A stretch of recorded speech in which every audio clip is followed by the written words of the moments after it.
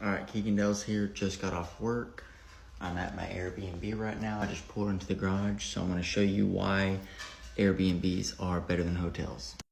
All right, so I'm in the garage, just pulled in the garage. Let's go up the stairs.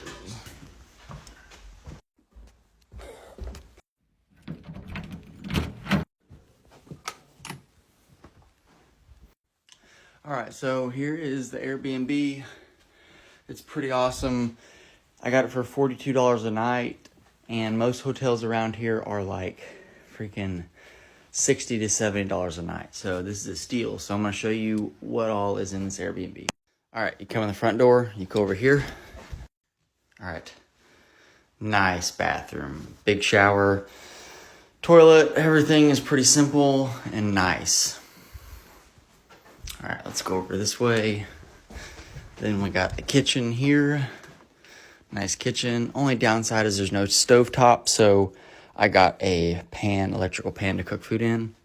So it's pretty nice. Let me pan this way.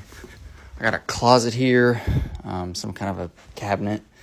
I got a whole couch, and they've got Netflix and other streaming sites.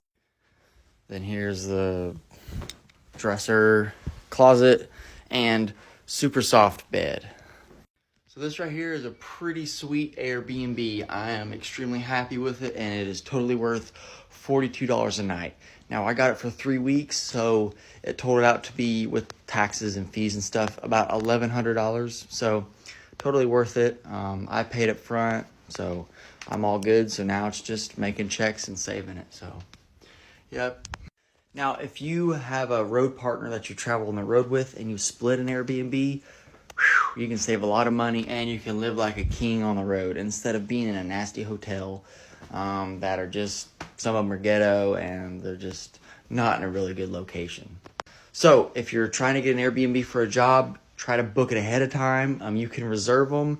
Sometimes they'll let you free cancellation within a day ahead, but most of them are like 3 days ahead you can cancel. So yep, Airbnb is the way to go.